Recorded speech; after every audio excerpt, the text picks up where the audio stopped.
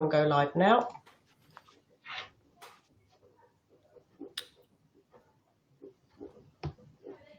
Okay, we should be live now on the book club.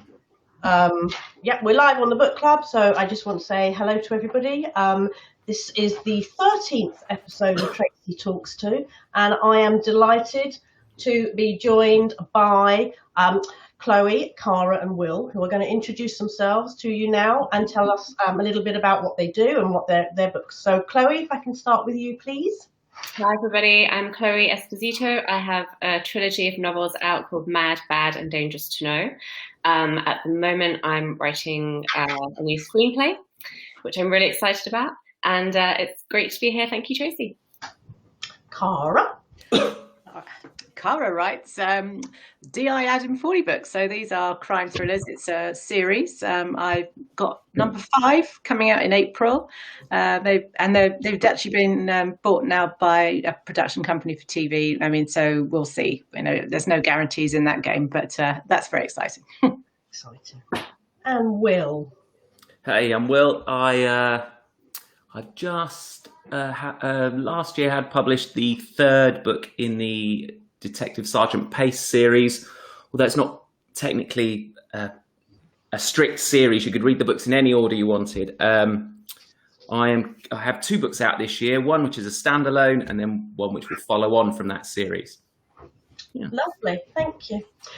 So what we'll do is we'll just talk about your general sort of what you did in your prior life to writing, and then what made you become a writer, how you got your publishing deal, should we give up, at what stage do we just keep going and keep going? So Chloe, do you want to tell us a little bit about sort of how you got to where you are now?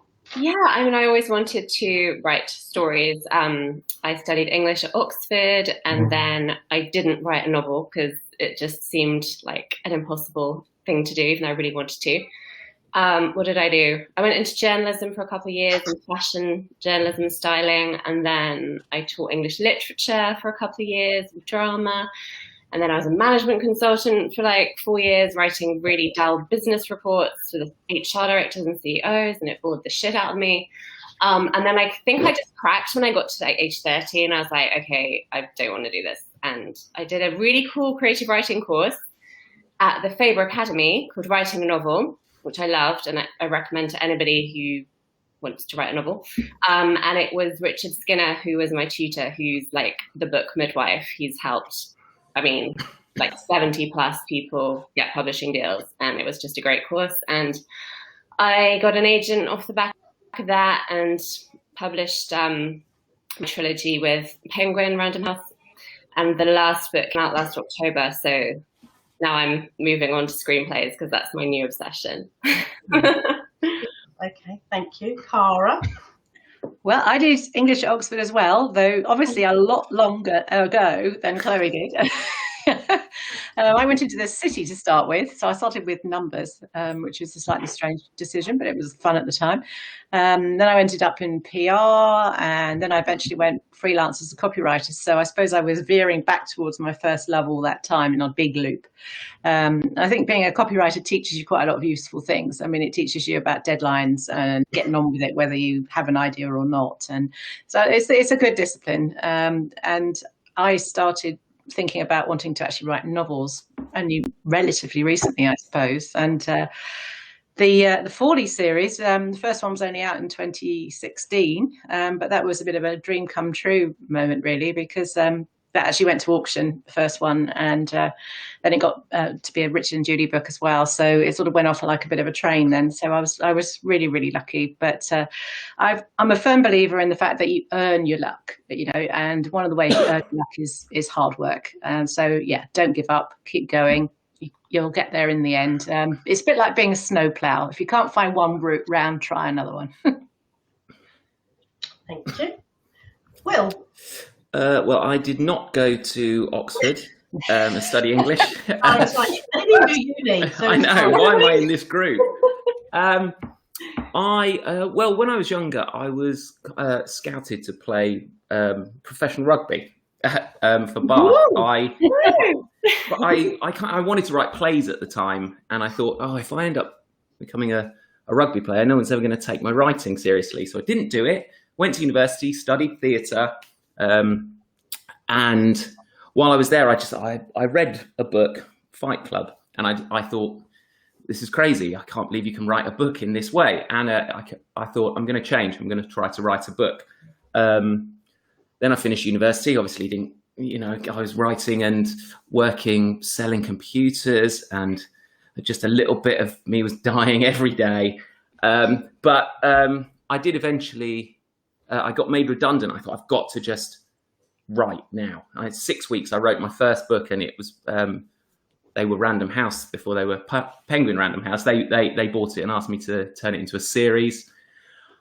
They ditched me after 3 books, and then I disappeared for 5 years, and then I came back with my new series, and it's gone from strength to strength from there.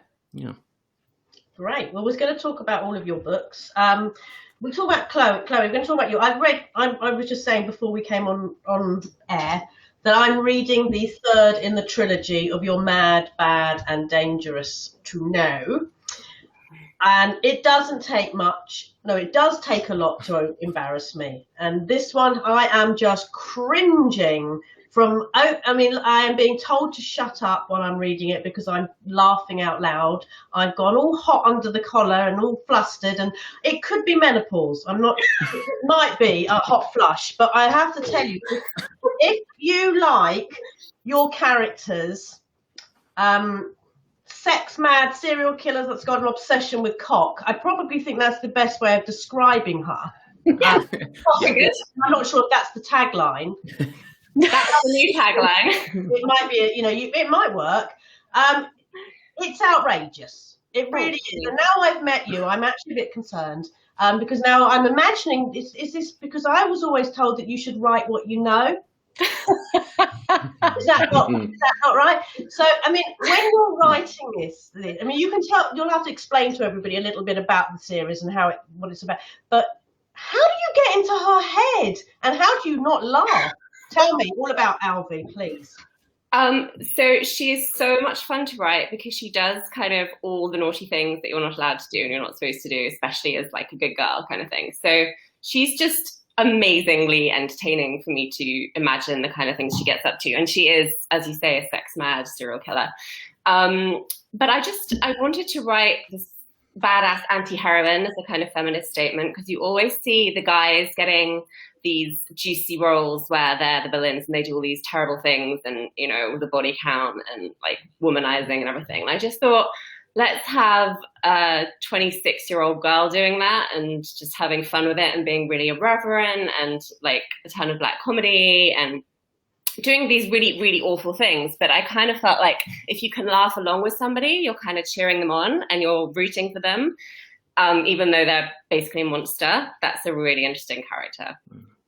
So for anyone who hasn't read Mad, Bad and Dangerous to Know, can we just give them a little of what happens in, not that, I don't need to know the whole storyline because you don't spoil it, I'm still reading it, but why Alvy comes to our attention, who she is?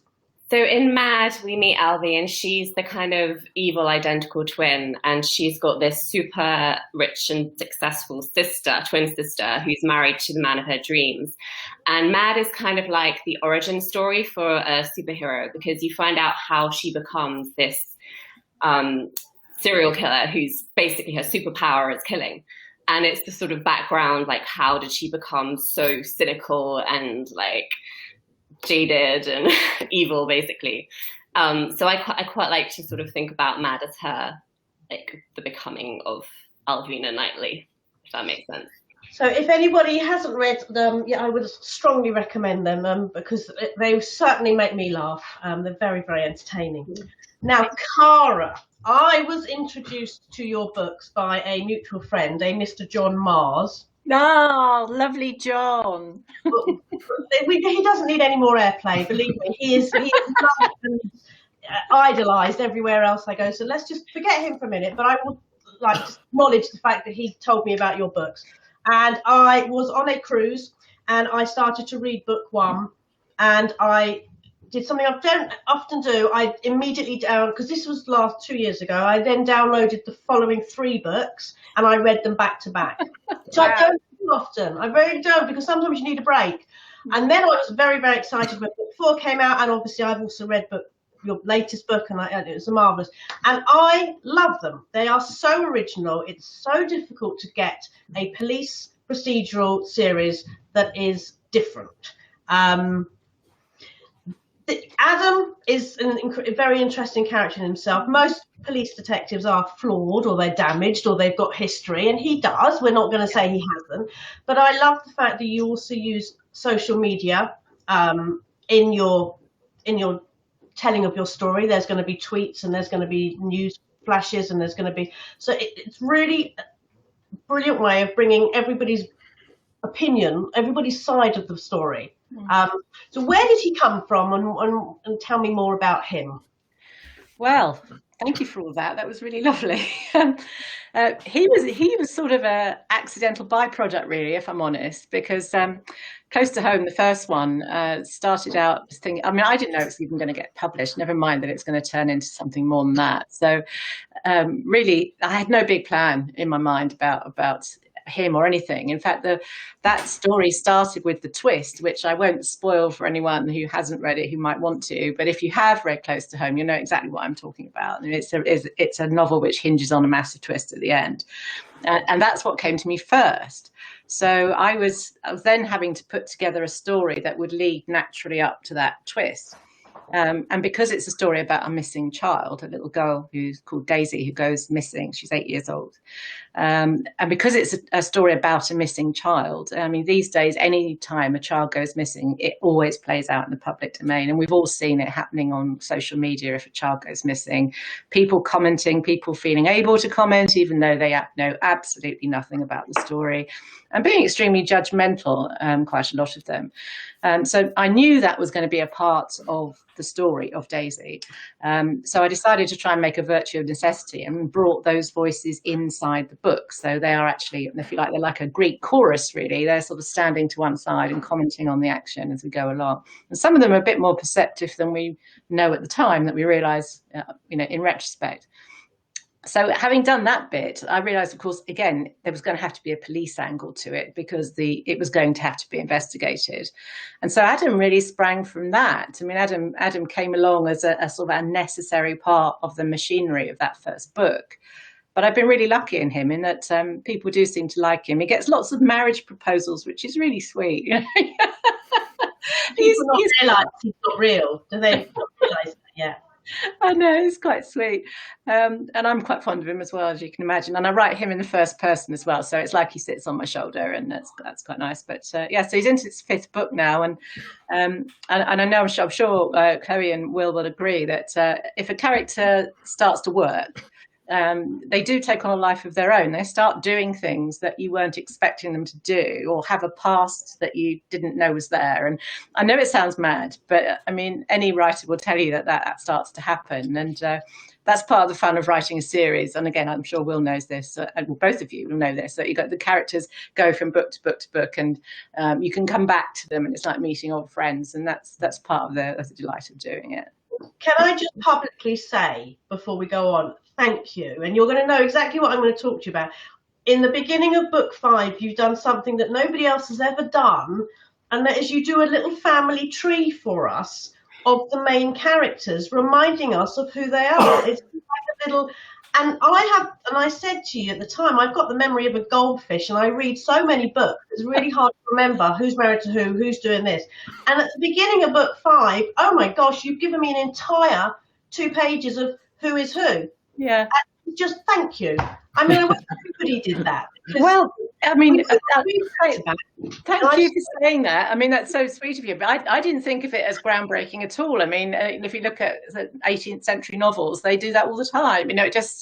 Chloe will know what I'm talking about there. So it just seemed to me like an old idea that had a modern use. And because we're on book 5, and like Will, I tried to make them standalones. So I didn't want people to feel, who are these people? Don't know who they are. So let's, I feel I can't go into this book. So I didn't want to. But there are some very strange people out there that read books out of order, which I find really, really got an issue with it. I have to read in order. But it's been an ongoing talk on my book club about, can we not just have a little previously on, like on the Or can we not just have? We don't have to have the whole story. We just remind me who Adam's married to, and just remind me who his second in command is, and just remind me a little bit. And then apparently, people don't like, a lot of authors or publishers don't like that because they don't want you to. They think that if they do that, then you're going to miss the other books. That not everybody does read in order, and therefore, why should they go back to book one? But I don't need a whole story. I just need a little. Remember, Adam? He was. Anyway. Yeah, now, I don't know anything about the previous stories. I just put the characters. No, those are the main characters that have been carried through. Louise Beach just popped on and says, "Hi guys, I hope you all have your trousers on." I'm not excited. I don't have any trousers on. I've got my pajamas on and Crocs. So let's. Right, Will. Now, I apologise to you firstly because a long time ago you had a book, Good Samaritans. And I was offered to be on the blog tour for it. That wonderful Anne invited me, and I went, no thanks. And I said no. And a huge blog tour went out. Obviously, I love Arenda, and I love Karen, and I love her books. But for some reason, I said no. And then I read the book, and I was like kicking myself. Because it's absolutely bloody genius. I loved it. I think it went into one of my top 10s of the year. It did, yeah. It did. It was just. Again, outrageous and off the wall and original, and I wanted to apologise for that. But nevertheless, I then rectified myself by going on the blog tour for your second book. Sorry, with the end of that. Nothing important happened today. Yeah. And then Hinton. I haven't got my notes up. Hinton Hollow Death Trip. Thank you. It just rolls off the tip of your tongue. Yeah, I know, right? When Anne asked me if I wanted to be on Hinton Hollow Death Trap, and I was like, yeah, fine, no problem. She sent me the blurb, and it says book 3, and I cracked myself, to be honest, because I thought, what's happened to, where's book 1 and 2? And I messaged her, and I said, I haven't read the first 2 books, and she looked, and she went, oh, I don't know, and she went, oh, you have, it's Good Samaritans. So when you said you can read those books out of line, yes, you can 100% read those books out of any. Yeah. I've had people read them in every order. Yeah. Oh, you've paused. Oh no. You okay, Tracy? Hello. Keep talking, Will. Oh God, the pressure. What? I'll do a dance. Go on, keep going. I hadn't said anything. Oh, I'll talk. I'll talk about them. Oh gosh. So yeah, Good Samaritans. I'll start with that. I wrote that, and it didn't even have a detective in it. My detective, in the first book, he shows up in just little kind of news footage pieces. So he probably has 30 words in it. The second book, he doesn't show up till page 126 or something. So we call it the Detective Pace series, but it's not. He's just you have to have a detective, right? So because it's a crime series, but he's not. And the third book it is about him, but really there is another character in there who does, and she does appear in every single book. And my book that will come out at the end of the year is her story. So really, it could be the Maeve Bowman story, but series. But who would want? Oh my gosh, no, he's They're dropping like flies. Oh, we lost you there for a minute, Will. Did I go? Yes. Oh dear. Oh no. This is terrifying. Oh no. Who's next? I know. You just paused. We're dropping like flies, guys. How do we know if anyone is still watching? Is there anybody out there? Well, how do we know? I don't know. Is there anybody there? There's no chat. Let's keep talking anyway. Let's keep talking. Tell us more about your main character, Chloe. Okay, so in the first book, Alvy steals her sister's perfect life and then goes on living it. And then the premise is how long can she get away with it for before someone realizes that she's not in. Don't you just love? Oh. Don't you just love? Hang on. We've been carrying on without you. Oh no! Now Will's moved. Oh, I've swapped. Yeah, that's okay. Oh my God! I'm so sorry. I'm sorry. All right, we carried on. Your son's downloaded and showed that we were not wearing anything below here, and it was fun. Yeah. That hot flush. It's back. Sorry. Well, tell me about your books, or did you? Have you done that? Have I missed that? I kind of did, yeah. I did that. Yeah, well, not very well. I was panicking, but yeah, it's all right. I told you it wasn't professional. I did say to you when we got online, don't expect anything impressive. And then we lost Will for a minute, and we thought there was a serial killer among us. Holly's on the loose. Holly's just brilliant. Let me just see if I can get us back up on Facebook. Guys, if you're on Facebook and you're watching, I apologise. And if you can start posting your questions now just to help me fill out the gaps here while I get myself all flustered. Right. Well, okay. So have we... I'm going to move you back. Hold on a second, because this is now... it feels weird. There we go. There you go. Sorry. What's going on? Yeah. Well, we talked about Hinton Hollow Death Trap. Have I missed that? I didn't really talk about that one much. But Yeah, that was...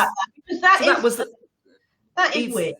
It's a bit weird, yeah. So I wrote the book, and I thought, wouldn't it be great to write this book and have the crime happen at the end, and then work all the way back to the beginning, and then realise who did it.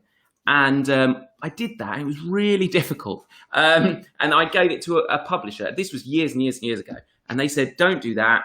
Write it forwards." So I did, and it lost all the tension. There was no tension in it. So that was the second time I wrote it, and then I eventually wrote it again to fit in with this series. And the only way I could get it to work was to have it narrated by evil itself.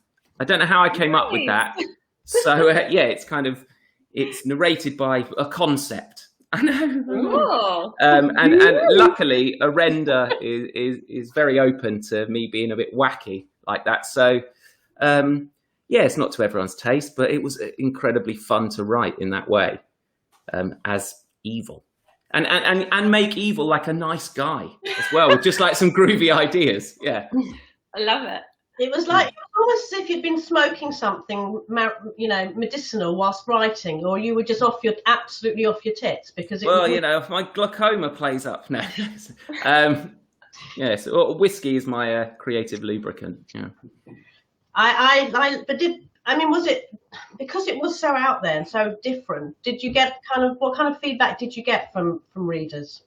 The same as I always get, really. Either people tell me that I'm the worst writer in the world, or that they love me. There's never anything in between. So yeah, either attacked or applauded. Okay. That's generally how they all go. The second one is probably the one that I get the most of that one, because it was very different. But yeah, the same as always. So Chloe, you said you're doing screenplays now. Yeah. So you're not going to have any more books for a while, or? So Universal Studios and then MGM optioned the rights to Mad, Bad and Dangerous to Know, and they've been trying to produce the first movie for about 4 years now. And we're looking for a director at the moment. We've got a star attached, and it's all very exciting. I'm waiting on news today if this director meeting's gone well, and then they can greenlight it. So I've basically been obsessed with movies for 4 years. And when I finished the trilogy of novels, I was just desperate to write a screenplay. I just wanted to do something different. And I've just always loved movies, really excited about the form. And I wrote a script last year that my agent's now shopping around Hollywood for me to female directors, because it's another kind of brutally feminist story, surprisingly. And I started my second screenplay about 3-4 weeks ago. I'm about halfway through the first draft, and I'm loving it. So I don't know if I'm writing any more novels. I'm too lazy. Can you tell us about the screenplay you're writing or not? You allowed? What I'm doing right now, it's called The Visible Woman, and it's a black comedy crime horror about the menopause. I can really relate to that right now. I have to pick your brains. So it's about invisibility syndrome, which is this thing where you kind of hit 50, and if you're a woman, you feel like you're invisible to society. And I was like, what if she actually does disappear and then murders everyone? Well, so they're going to help me out in a minute, because I'm going to get this wrong, but I can't remember. But S.E. Lines has written a fabulous book. I'm sure it's her. Someone help me out on book club, about a woman who's gone through the menopause and is feels invisible, and actually I think she then, I'm not sure if she then starts killing people or not, but that's very much the line, that she no longer is. Oh, have you seen her? I think it's called, and it's because she literally she feels that nobody even sees her. Yeah, and it might be worth reading, because I'll check it out. Thank you. Yeah, it's sort of menopausal murderous rage, and I thought it'd be quite fun to take that to the extreme. So it's a lot of women, obviously, all women go through the menopause, but it's not really a topic most people write about. But Helen Fitzgerald. I was about to say that. Yeah, Helen. Fitzgerald. Thank you. I'll check it out. With I can't remember anyone. Helen Fitzgerald. What was that one called? Worst case scenario. Oh my God, it's hysterical. Again, it's brilliant. It's brilliant. Thanks, guys. Doing all my research for me. Great. We'll send you the invoice afterwards. Right. Hold on a second. I've just got a few questions I'm just looking in. Do you have any local independent bookshops where you support, where we can get signed copies of your books, says John Neal. Anybody use local bookshops that you sign books in, that he can order them from? A friend of mine has just opened one up in Reading called Four Bears Books. You know, go there. He's got quite a few of the Arenda ones signed. So, but yeah, you can get all of mine. He has a Will Carver bell in his shop, and every time he sells one of my books, he rings the bell, or he'll text me and go, "Ding ding, Good Samaritans," and tells me which one's just gone. It's very good. Fun. Yeah. Goldsboro Books in central London. I signed a ton of books for Goldsboro Books in central London. I don't know. We all know Goldsboro, so yes. Oh yeah, I forgot about them. Yeah. I do some for either mostly books in Abingdon, or there's a lovely new Daunts in Summertown in North Oxford. So either of those would be able to do it. Lovely. Let me just see what else we've got here. Sorry, because they're talking about the wind and my internet going down. Hold on a second. Right. Okay, Juliet wants to know, what kind of books do you like to read yourselves? Chloe? Oh gosh, I read a lot of non-fiction. I'm really, really bad at reading fiction, because I feel like I read a lot of fiction for like the first 3 decades of my life, and then I got really interested in like researching random things and going down like, is it called rabbit holes? Is that what it's called? Yeah, rabbit holes. So at the moment I'm reading a book called The Return of the Divine Sophia by Trisha McCannon, which is like about the disappearance of the goddess. Okay. Cara, what do you like to read?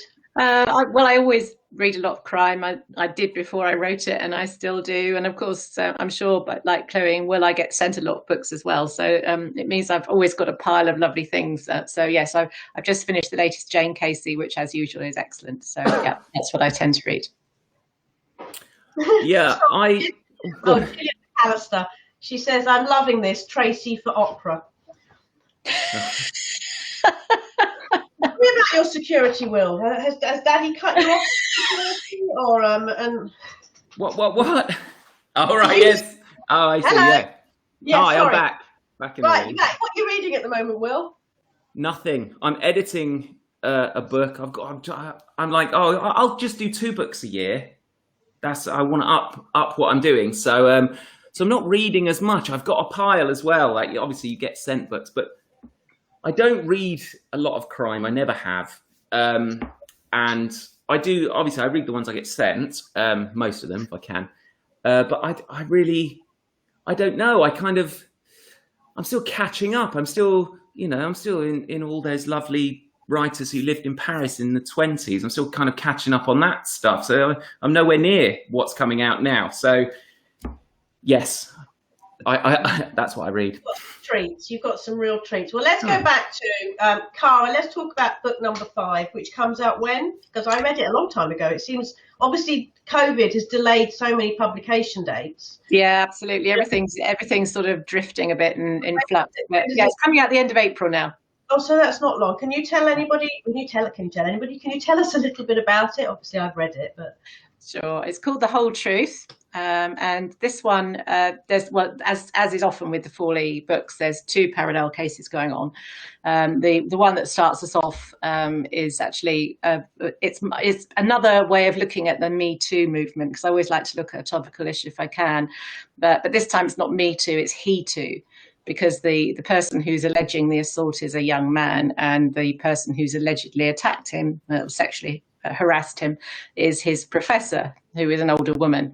So it's a way of looking at all those sort of gender assumptions and power issues that we associate with that sort of situation. And of course, being that they were all set in Oxford, it does have a university angle, though I always try to keep away from beautiful ivy-clad quads when I'm doing a Fawley book, because Morse has done that so well and so often that I just don't think there's much more mileage in that. So I always try to either avoid the university altogether, or at least set what happens in the sort of environment that isn't quite so familiar. But yeah, that's the one story, and the other story is actually one of Fawley's old cases that we actually saw part of in book 4. So don't worry, it is a standalone. You don't have to read book 4 first.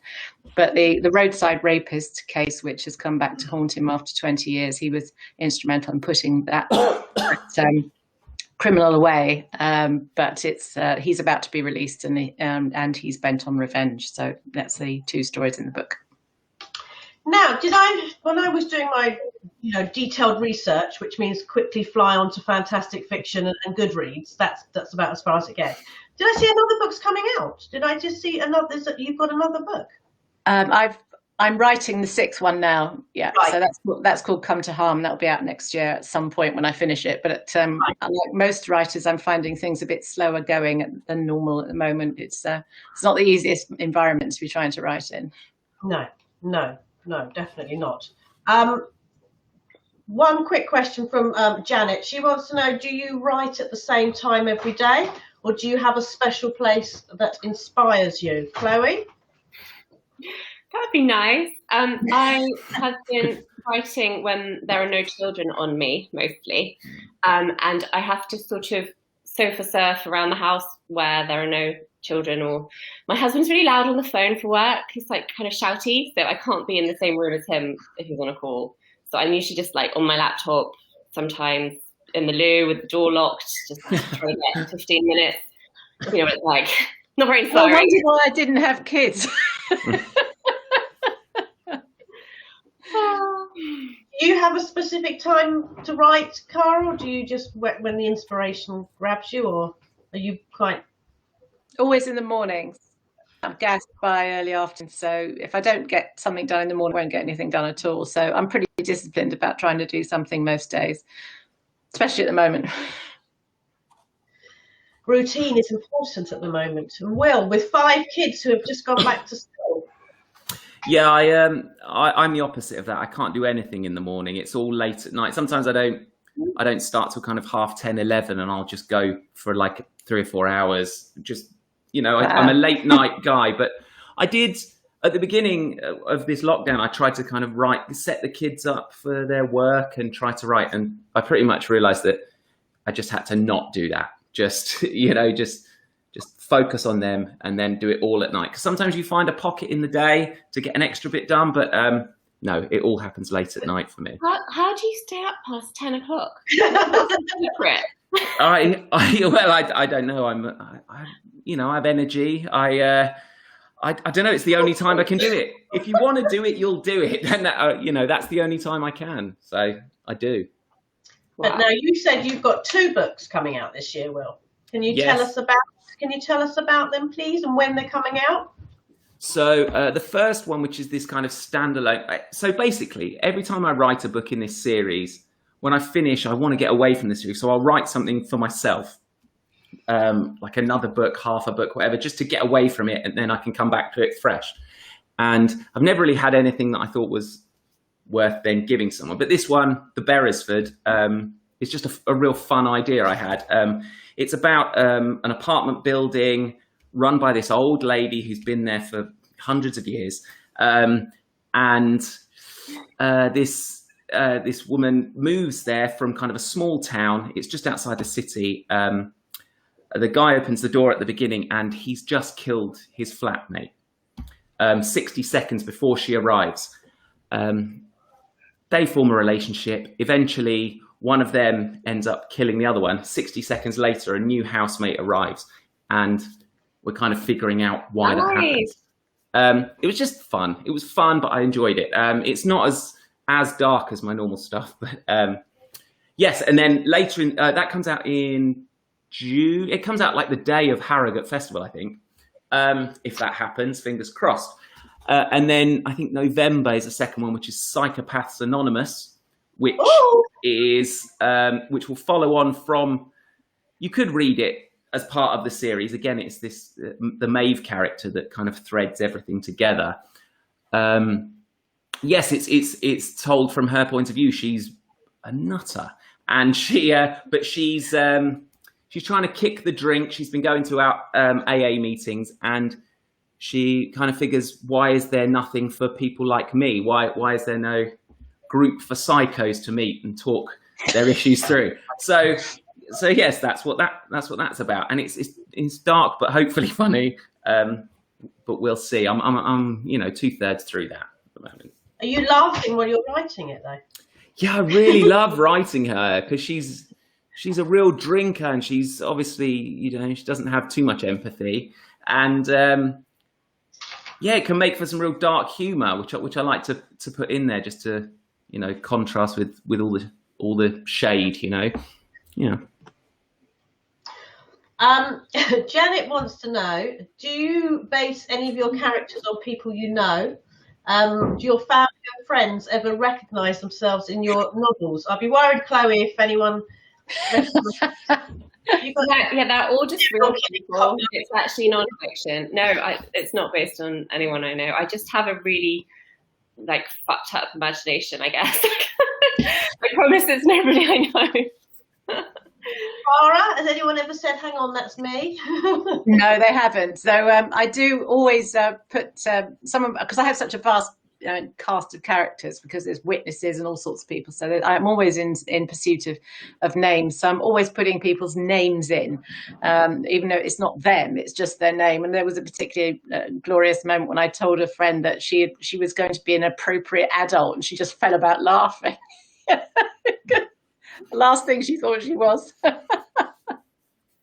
Well, I think legally I have to say no, right? No, I've never done that.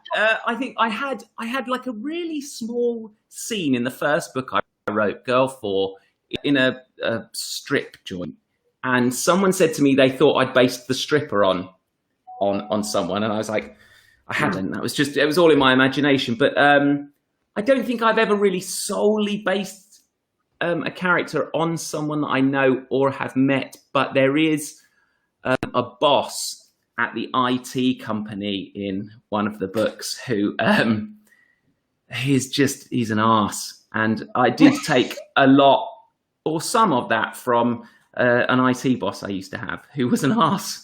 He gave me a little bit of ammo. Philippa wants you to know that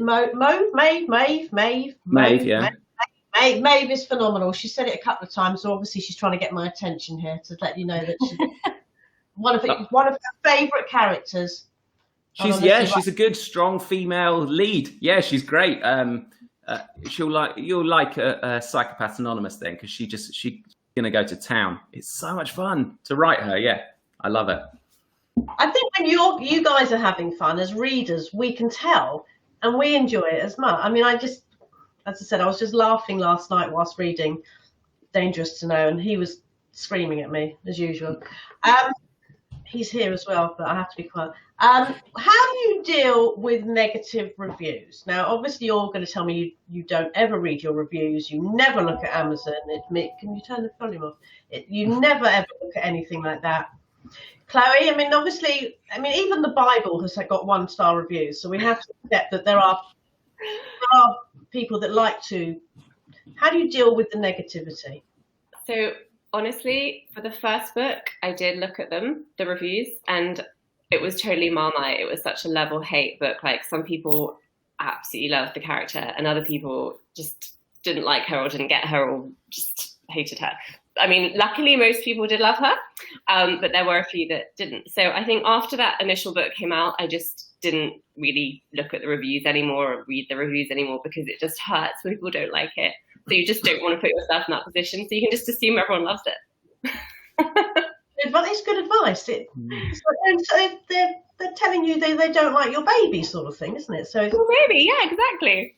Cara, how did you deal with? I mean, obviously, after 5 books now, I'm not saying that you've got lots of bad reviews. I'm not insinuating that at all. But I'm just saying that obviously, the more you sell, the more people are going to start leaving reviews that possibly shouldn't have internet, let alone a keyboard. So, I don't know about anybody else. It's not the 1-star ones you want to worry about. It's the 2-star ones, because the 1-star ones are often either sort of fruitcakes or people who have got a beef about something that's nothing to do with your book, like it didn't arrive on time. You think, well, that's nothing I can do about that, you know. It's not science fiction. Well, no, because it never claimed to be. So it's not so much the 1-stars, it's the 2-stars. But yeah, I'm very lucky. Luckily don't get that many of those. But I don't read them, because and what's the point? Life's too damn short. Will, I'm sure you would you ever respond? I kind of like them. They're the fun ones to read. I think when I first started out, every single one was just a dagger to the heart. But now I can't. They're interesting to read, and someone will tell you how much they hated your book, and then you can click on other things they've reviewed, and they gave 5 stars to an all-in-one purple tight suit, and you think, well, is your literary opinion that valid? I had someone say, well, they hated my first book because I'm clearly an American who's trying to be English. It's like, what? There's no way to respond to this without, and so no, I don't really mind, because I do write books that people are going to hate. I don't. They do polarize readers, so I expect it, and the people who do like it really, really like it, and they tend to come back. So, you trade that in. I did have someone who copied me in on something on Twitter and said, "Oh, I don't know why everyone's talking about Hinton Hollow Death Trip. It's boring and pretentious to me." And I think I wouldn't respond to an Amazon review or something like that. But if someone copies me in on social media then and calls me out on something, then I'm allowed to respond. So I did, and he was a self-published guy who I then downloaded his book and had a quick read of the first few pages and responded to him, and then he blocked me. So I mean, don't say it. I mean, you can't flounce off when the weatherman calls you out, This is it. I mean, this is one of the questions someone's just asking about. I'm going to read it in a minute. It's about social media as well. But this is the problem with social media, is that people tend to tag you. It went to tell you that they thought your book was crap, or this was wrong, or this was. And I mean, I get emails from people who think I'm an author. They've read a book that I've reviewed, and for some reason they then send me emails to tell me they really didn't like the book because there isn't a beach in Northampton, and therefore they're not going to give us. And they're starting to being quite rude, and I'm like, but I'm not the author, but why would you tell me? I don't give a shit what you think, and neither does the author. If you don't like it, move on. My mother used to say, if you've got nothing nice to say, don't say it at all. However, these people that tag you, I mean, please, what is going on? Because it's like going up to you in the middle of the street, tapping you on the shoulder and saying, I don't like you. But they wouldn't do that, because it's straight to your face, isn't it? So yeah. Because they're sitting at home in their dungeons in their string vests, right? Right. While mummy's upstairs making tea, and he hasn't shaved, and he's on his little keyboard. They're warriors. These people. Anyway. So something I'm learning to do is to separate my books or my screenplays from me. It's really, really hard, but I'm trying to see that is a book and this is me, and we're not the same things. Just because you've created something, it's really, really hard to dissociate from it, but you kind of have to, otherwise you just go insane. I think this is the problem. Once you put it out there in the public domain, people think they have the right to then tear it to pieces, which we have an issue with. But when obviously they tell you how wonderful it is, then we're very happy that they do. Oh yeah, that's fine. I have to say, I don't mind either way. I know people are like, don't tag me in bad reviews. I don't mind, but if you're gonna tell me I'm crap, I'm allowed to come back at you and say, well, you're a submental buffoon or whatever. You know, you can't just dish it out. And at some point, you know, it should be addressed that just because you're having a thought, you don't have to type it down. It can stay in your head. That is true. And you can have some decency. But yeah, so until then, if you put something out there, then we should be allowed to come back. Yeah, absolutely. So do you get fed up with all these social media and marketing aspects of this? Because obviously it is difficult to get your book out there. There are so many different platforms now. There are so many different places. And obviously with COVID, we can't go out. We can't go to book launches. We can't go to the festivals. We can't even go to bookshops. So getting your book seen out there, as well as your publisher's responsibility as an author, I'm presuming you obviously need to do a little bit yourself. Does it annoy you? Do you enjoy that side of things? Does it keep you from writing? I mean, how do you feel about the publicity side, Chloe? Really bad at it. I hardly do anything. I've got 2 small children and I had deadlines, and now I'm like, right, I'm writing, leave me alone, I'm not doing anything. I'm just not that into it, honestly. I'm not very good at like Instagram and stuff. Sorry. Cara, I mean, I met you up at Harrogate a couple of years ago, and you had your own little tent. Not your own little, that sounds a little like you were part of it. You had the tent at the back, and I got a signed book from you and a little selfie. But how do you feel about that side of things, like meeting your fans? I love meeting readers. I mean, they've always got something nice to say. And, you know, they don't tend to, as Will says, if they've got something nasty to say, they don't tend to can't do it to your face. So the people you meet in person are almost always, you know, fans of some kind or another. But I love doing social media. I mean, I think you're expected to do it these days, and yeah, it does take time, but you just got to be a bit disciplined about not letting it take all day. But you know, it's so nice that it only takes a couple of seconds to reply to someone, and it's so nice to be able to do it. And I mean, that's the way you make a real relationship with people, I think. Will? Yeah, I'm no good at it either, really. I always thought that I could just, to be a writer, I could sit at the bottom of the garden in a shed, type a book, send it to an editor, and then it gets printed, and then I just do the next one. It's so annoying that that's not the case. So, but again, yeah, connecting with people who read your books, that's great. That's great. And social media, I will respond to everyone if I can. But yeah, the whole kind of self-publicity thing doesn't always sit well. I don't want to say, oh, you should read my book because it's kind of good, because as soon as it's finished and I'm writing the next one, I don't think it's that good. And I kind of want to be honest and say, well, no, read something else. You know, and I tried that tact, and people thought I was being like self-deprecating, but I wasn't. I was just like, no, there are other books. So no, I'm not great at it, but I'm learning. But you can be brilliant at social media and not brilliant at writing books, and that can be, you know, I mean, it's very beneficial. But I'm not great at the social media. Chloe's on the book. I've got neither of the two of you aren't on Facebook, Will and Cara. So, or are you? I don't know. You're not. Whereas Chloe, you're on the book club. So I've run a book club on Facebook. We've got about just under 14,000 members now, and one of our main rules is no self-promotion. I don't care. No self-promotion. If someone says to me, you've got to read my book, it's brilliant, that is guaranteed that I will never read your book. But if someone says to me, you've got to read Will's book, it's brilliant, I'm going to read Will's book. So it's very, very strange. There's like the psychology behind it. I am not going to read a book that's been promoted by Will, but I will if Cara tells me to. But on the other hand, it's just, we find that when the authors start to integrate with the members and they talk about other books or they talk about other things and they start to actually get involved, the members start going, oh my God, that Chloe's normal, Chloe's real, I'm going to read her book. So the more people, Chloe's approachable, or Chloe's human, the more the authors interact with the members, the more the members respect them and then want to actually buy your books and download it. Just to let you know, it now says unstable internet. So if I go, just keep talking. I just keep talking, but I'm hoping it doesn't go. Has lockdown over the last year made it easier or harder to promote your books? Well, I think we've just talked about that, really. I mean, Will, it's been impossible, hasn't it?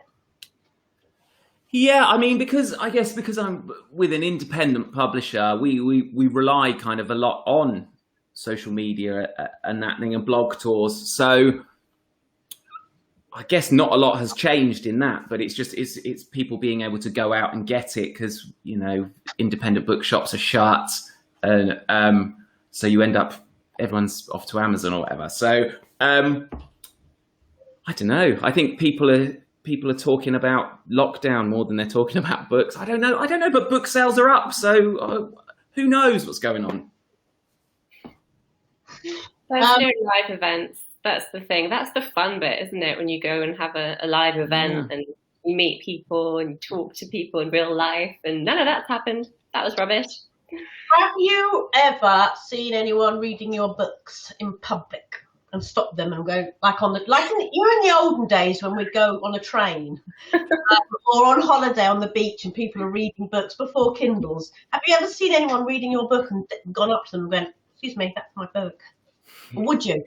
I never have, though. My friends are always sending me pictures of people that they've seen doing it, but I've never seen it, which is really infuriating.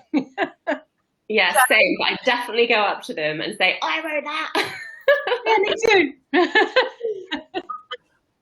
I'd kind of want to go and say, "Oh, what do you think? You know, how are you enjoying that or something?" Maybe I wouldn't say it's me. Or you could go up and go, "Oh my God, that is dreadful. I know the author. He honestly, I'd stop now." Yeah. I mean, as much as I love my Kindle and I can't live without it, it is annoying when you're walking around the beach or whatever and everyone's reading Kindles and you can't. Yeah, you can't be nosy. It's so lovely anymore. You can go up and you can go, "Oh my God, I've read that," or you know, it's lovely. Tell Will, Four Bears have responded to me already on Facebook. 3 books ordered, and they'll be asking him to pop in and sign them. Ka-ching! Oh, legend. All right, see. Oh, that's three rings of the bell. Brilliant. Elizabeth wants to know this now, but I want to know this as well because I'm just a reader. I don't understand the process of writing a book. I don't really want to know. I don't spoil the magic for me. I actually am quite upset, Will. You've already spoilt it. You've told me that you don't just write it and it gets published and that's it. Now I understand it's going back. You kind of ruined it. It's like you've taken away, you know. Wizard of Oz. You've kind of, you've ruined the magic for me. But there's no Santa Claus either, Tracy. Santa Claus doesn't exist either. What? He does because he lives with the tooth fairy. Now stop it. This is not fair.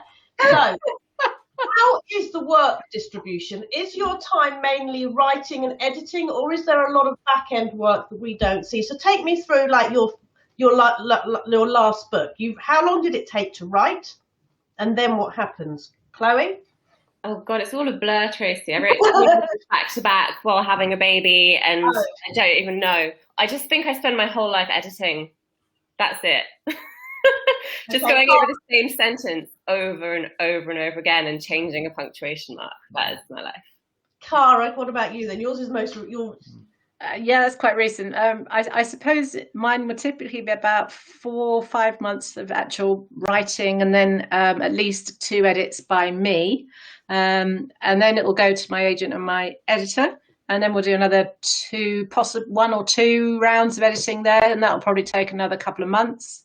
And then you're into the copy editing process, which is the sentence by sentence stuff, and that can be quite labor intensive for you as the writer because you've got to go through it all again at that level as well. And then you're into the production phase, where particularly with mine, because I have a lot of graphic elements in mine. So I've got a production team that have got to try to reproduce body maps or actual maps or, tweets or WhatsApp conversations or whatever. So there's a lot of work that has to go into that. I'm quite demanding, poor things. I think they dread getting another manuscript from me, actually. But yeah, so I think a book takes a year, but it doesn't mean you're doing all of the work for that year. Will? I think I'm a little quicker a little quicker than that. I tend to write very quickly once I'm into it. I'll research an idea for 4 weeks, 6 weeks, and then I'll get to writing that first 10, 20,000 words. I spend 3 weeks on that. Just getting the setup right, and then I can write the rest in the same amount of time. So the last book I think took 6 weeks. And then it went to my agent, and she said, "Oh, I think you're missing something." So another week I changed that. It's gone to my editor, and I've had it for a week, and I'll send it back. I tend to turn things around pretty quickly because I work late at night when there's no distractions, and I can just completely focus for a block of time. And I tend to edit as I go along, so my edits are never really huge when they come back from the publisher, because I hate editing. I had my second ever book was a really big edit, and I vowed never to do that again. So I'm every time I keep reading from the beginning, every time until it gets too much to read from the beginning every day. Once the book is done and it's out there and it's in the hands of the readers, and have you ever gone back and read your books again? Chloe's like, no. No, why would you? You're moving on to the next thing. You're excited about your new idea. You're really into that story, and you're just like, by the time it's out in readers' hands, it's a good year from signing it off with the copy editor to the marketing and distribution, and then people are reading it. It's quite a long time. So I have just never been motivated to read it again. Janet, I love that. I mean, Janet, I just got to tell you, Janet, you're coming up with the best questions, and I'm going to buy you a book after this. When this finishes, just message me, because any book you want, I'm going to buy you one from our little pot, because I love her questions. Have you ever seen any of your books in the background of any Zoom TV meetings this year? Because everyone seems to be sitting in front of a bookshelf. Have you? Apart from your own. Also, Cara, please, could you give her a warning in future, because it's still before the watershed, and now she's got an upset child who's found out that Santa isn't real. Yeah. Oh no! I'm really sorry. We'll buy Janet and her child a book just to say sorry. Yeah. When you've written your latest book, who is the first person to read it? Is it a partner? Is it your agent? Is it an editor? Do you give it to a friend? Who do you trust the most with feedback, Will? I think it's so unfair to give it to your partner or anyone who kind of loves you unconditionally, to give them this thing that you've created and get them to be critical about it. You can't. It's a horrible thing to do to someone. So no, I send it to my agent, and whatever she tells me is wrong with it, I trust is correct. So yes, sometimes I have sent when I was because I spent a few years away, and then I came back with Good Samaritans. I did send it to a writer friend of mine, and he said, "You're writing this from the wrong character's point of view." And I went back and changed it. And he was right. So it's good to just get someone else, but you need someone who doesn't love you to read it, because they will be critical and tell you what is rubbish. Cara? Well, I have sort of two different panels. Before it goes to my agent and my editor, I've got a professional panel, which are the police officer, the lawyer, the CSI, people like that, who just check before it. So that's a sort of pre-finished stage where I've got quite a bit of input coming through. That's mainly technical. It's not about the book per se. But I've got an early reading panel, which is people that I know, most of whom are friends, but includes my husband actually. So they come from different backgrounds, so I find that really interesting and useful. That one of my old tutor at Oxford was one of them, and so I get a different set of readers with a different set of preferences themselves. There's one of them who never reads any other police procedurals at all because they just don't like them. So it's actually quite nice to have someone like that who, you give that book to, and if they like it, then you're probably onto something. But they always give me really good feedback. It's always useful, and I think they know that they can say things that I might not necessarily like. So thankfully that doesn't happen too often. Chloe, does your husband read your books? He won't read my books. He's too embarrassed. I don't know why. I get that, because I'd be embarrassed for your husband. You buy the washing machine ever again. You're not doing laundry. He started reading the first one and he stopped on about page 10. You're such a dirty girl. But do you know what I did do, which was quite fun? So I got him to come along to a reading I did once, and I read one of the naughtier sex scenes, and he was sitting right in the front row, and I introduced him right at the beginning. And I was like, oh, my husband's here tonight. He's right there in the front row. Hi, everyone. And he was quite embarrassed. But he doesn't read my books. So I've got a few people that will read the first version. I used to have a writing group, which was really helpful. There were students from the Faber Academy. We all graduated at the same time, and they were also writing novels. So we'd read each other's work. I also work with my agent as I'm going along, so he'll read sections as I go along. I worked with Richard Skinner as a kind of a mentor. He's the director of the Faber Academy on the 3 novels. And also my best friend, who we've been friends for, over 30 years. She reads all my stuff as well, and she's great. Like, I kind of write for her. Like, if she likes it, if she finds it funny, then I know that other people will. Do you see what I mean? Well, we're going to see if there's any more questions here. Hold on a second. I like that, though. That was 3 completely different answers, wasn't it? So, yeah, whatever works for you, you know. Whoever will read it.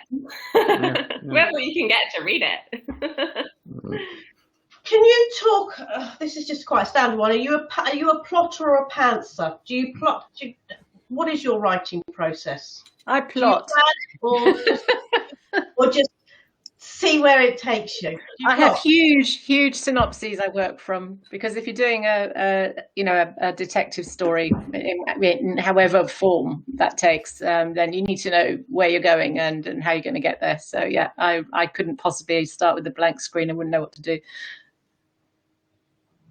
Sorry, I'm just Paul Swallow. I don't know if anyone knows Paul. Paul's just said he asked an author's partner if he'd ever read his wife's book, and the reply was, no, I've lived the damn thing. That's not the case for my husband, just to That's be not clear. what I was going to say. Well, yeah. I can't even remember the question now. He's just thrown me. But Will, whatever that question was before. Oh, what, plotting? No, I don't. Just those first 10,000 words, the setup. That's it, and then I go. I mean, I tend to write quite short, sparse chapters anyway. So once it's all together, I can move chapters around as well. I just the writer Tom Wood, for 8 years, he's been telling me he uses this spreadsheet of all of his chapters, and he's got like tabs coming off everything. It's like he's like an accountant, but it's amazing. But I resisted it. And then when I wrote Hinton Hollow Death Trip, it was just such a mess. You know, some bits were still like, oh, is that when I was trying to write it backwards? Is that when it was? And his spreadsheet saved that book. I think I'm dedicating my next book to his spreadsheet. Excel, yeah, dedicated to Excel. Yeah. Chloe, when obviously you're doing screenplays, so I'm presuming you have to have a process. Well, I used to be a total pantser. When I first wrote Mad, there was no plan. It was completely organic, and the character just completely drove that story. She had a mind of her own and a life of her own, and just constantly shocked and surprised me, which was really fun. So as I kind of worked through the trilogy, I became more of a planner and less of a pantser, which was less fun but more efficient. And the screenplays, you have to be super structured. This is the thing. You can't just have random things happening. You need certain things to happen in a certain place and a certain order, and I've become much more of a planner with the screenplays, but you still have a little bit of wiggle room, that will leeway to let the fun things happen spontaneously. Well, one final question. John, before we go though, John Neal, who's just bought your entire back catalogue, Will, said thank you for taking the time and organising Tracy. He actually came for Cara, but he's enjoyed Will and Chloe, so thank you, and him. Thank you, John. Well, thank you, John. Thanks for buying the books. Yeah. Ding ding. Ding ding. Janet, very last question then. Do you feel pigeonholed now into one genre? I mean, presumably, Cara, would you do a romance? Would you do a psychological thriller? Would you do a standalone? Well, I like to think that mine have got psychological thriller as part of them, because they're not a bog standard police procedural by any means. So there's quite a lot of, as it were, domestic noir in there. I'd like to do a standalone, but I need a good idea before I do that. But it would not be romance, and it would certainly not be science fiction, because I can't stand it. Well, I mean, I don't know, where do we put your books? Well, this is the thing I have all the time. There is no hole for them. So yeah. How do we market these books? Yeah, I know it's an issue. It's like I do everything in my power to not sell books. Just don't want to. Yes, I think with a render I can write anything. So the next book has kind of a horror element to it, which I haven't really done before. And I think I would write out of genre as well, and they would be happy with it. And I have a few ideas, so watch this space. But Chloe, you're not even planning another book for a while, so will you come back with like a nice Mills and Boon romance? No, but I feel like the screenplays are definitely in the same genre. I think I've probably just got such a strong voice that that's just how I write, and same kind of why I'm writing, same reason and themes, and yeah, the screenplays are definitely of the same kind of genre as the trilogy. Right, well, it's coming up to 9 o'clock, so I'm going to let you go, guys. I'm going to say goodbye to everyone at the book club, and thank you very much for your questions. And so I'm just going to say goodbye to them, and we can just say goodbye to them, and I'm going to log us out now.